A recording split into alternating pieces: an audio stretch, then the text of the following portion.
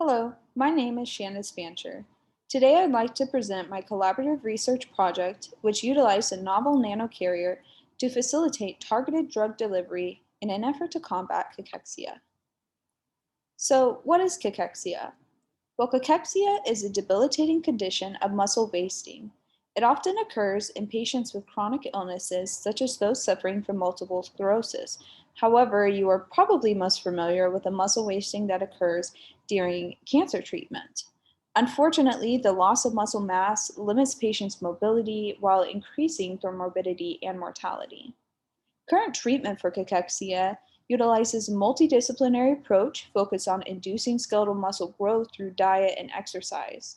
The systemic chemotherapy employed in oncological treatments results in a broad distribution of drugs, leading to destruction of both healthy and diseased cells.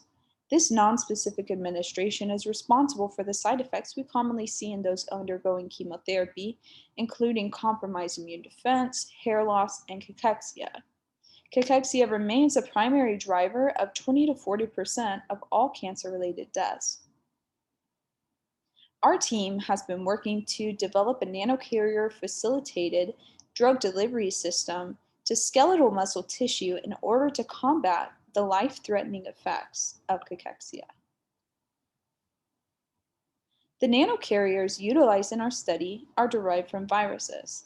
As you may know, viruses are composed of a protein shell called a capsid and encapsulated nucleic acid, such as DNA. The capsid protects the nucleic acid and facilitates its entry into the cells. When the nucleic acid replicates, it causes infection, and this is why we often think of viruses as harmful.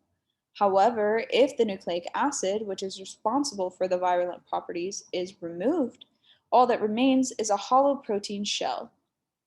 The virus-like particles are helpful because they have a specific internal volume and can be modified for encapsulation of a material, such as a drug. Similarly, their exterior can be modified to contain peptides or tags, which can direct the particle and its cargo to a specific cell type. For the purposes of our project, we genetically engineered virus-like particles using the protein building blocks of the Hong Kong 97 virus. These building blocks self-assembled into protein cages, or capsids, when it was expressed in a natural host, E. coli. The HK97 virus-like particle is optimal for drug encapsulation because it has a large internal volume, it is very stable, and it is designed for release of internal cargo within the cell. To illustrate proof of concept, the interior of the HK97 virus was modified to contain a green fluorescent molecule called 5-iodoacetamidofluorescent. This molecule provided us with a means to visualize internalization of the virus-like particles by the cells and a representation of the potential for drugs to become internalized. 5 virus-like particle variants were then created. The first, a vehicle-only control, consisted of the virus-like particle and the internalized fluorescence alone. Each of the 4 remaining peptides was equipped with a distinct peptide tag on the exterior, each of the 4 remaining virus-like particles I meant. So the first 2 variants here, T9 and NTP, contained external peptides which were designed to direct the virus-like particles to the skeletal muscle tissue. We also included a positive control containing the RGD binding peptide, which is ubiquitous and serves to anchor the cell to proteins within the extracellular matrix. Lastly, we included a virus-like particle with a peptide composed of a nonspecific or scrambled sequence that had been previously demonstrated to not bind to skeletal muscle tissue. In order to test the impact of the virus-like particles on skeletal muscle tissue, we utilized a cell culture model of skeletal myoblasts from the cell line C2C12. The cells were maintained with duplico-modified eagle medium supplemented with 10% fetal bovine serum and 1% penicillin streptomycin complex, which serves as an antibiotic against both gram-negative and gram-positive bacteria. To model the internal environment of human cells, the skeletal muscle cells were maintained at 37 degrees Celsius and 5% CO2 at all times.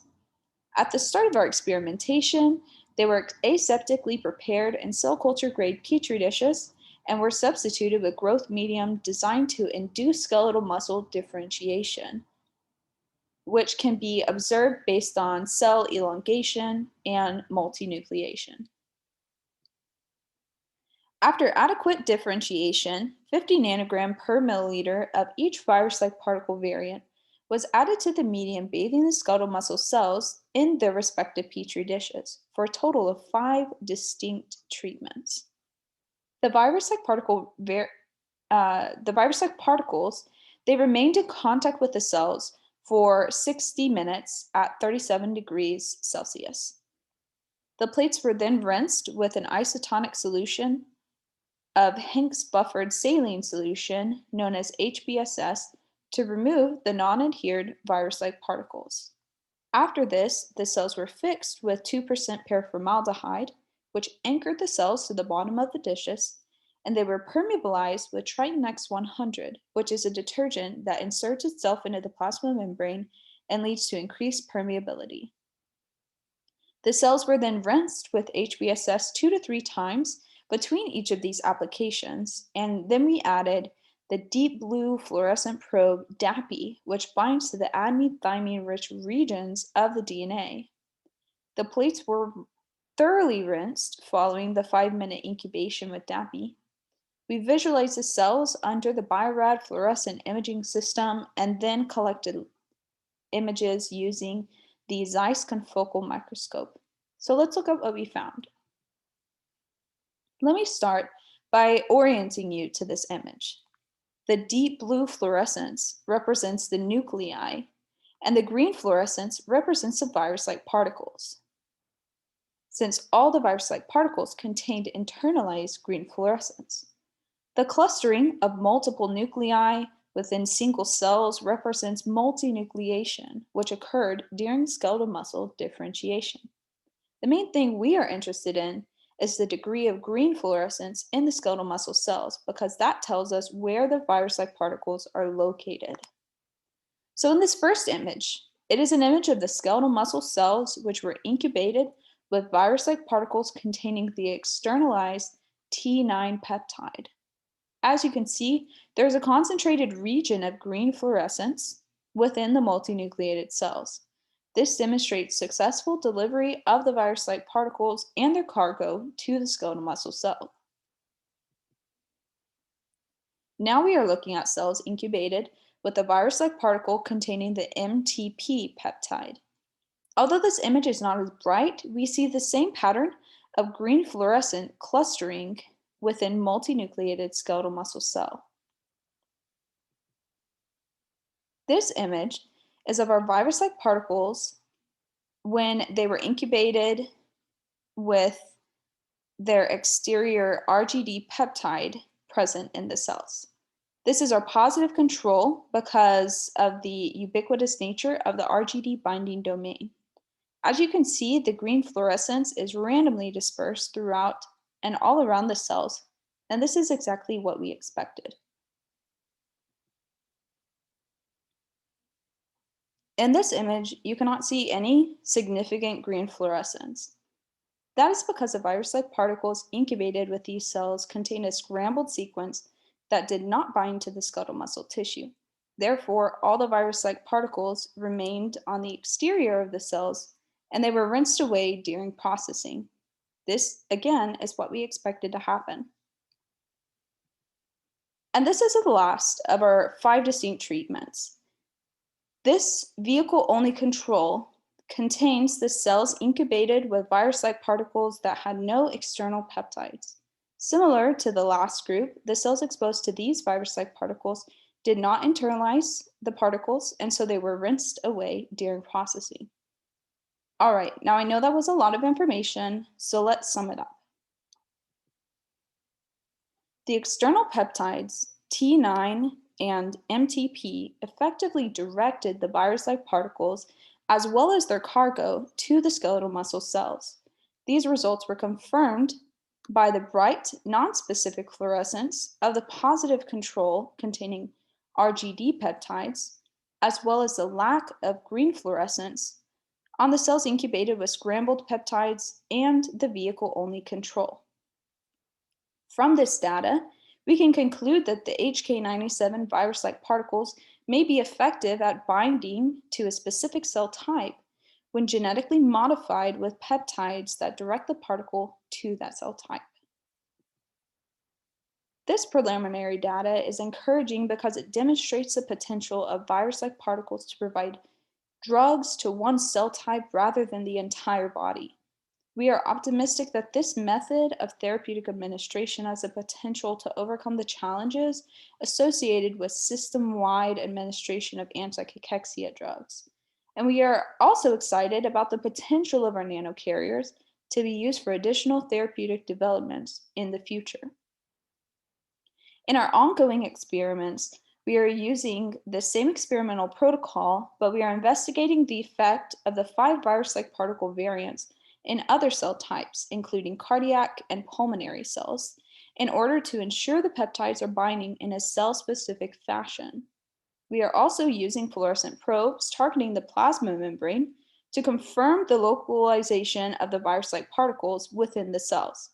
And so far, we have seen promising results that confirm the data of this study.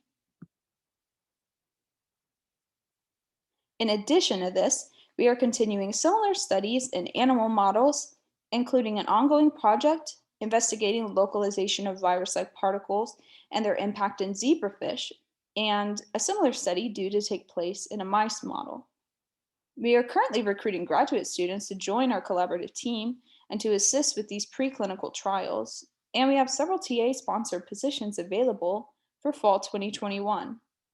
Continuation of this work may ultimately improve treatment of cachexia for individuals who have chronic inflammation or who are undergoing chemotherapy, and it may also provide the backdrop for a host of therapeutic advancements facilitated by novel nanoparticles. I'd like to thank the UT Tyler Office of Sponsored Research for their support in this project and my research mentor and principal investigator, Dr. Asghani, for his unwavering patience. Additionally, I'd like to thank Dr. Patterson and his team for genetically engineering the virus-like particles used in this project, and Dr. Bill's team for their ongoing work with the zebrafish model. If you are interested in discussing this project further, or you would like to join our studies as an incoming graduate student, you may email us at the email addresses listed below. Thank you.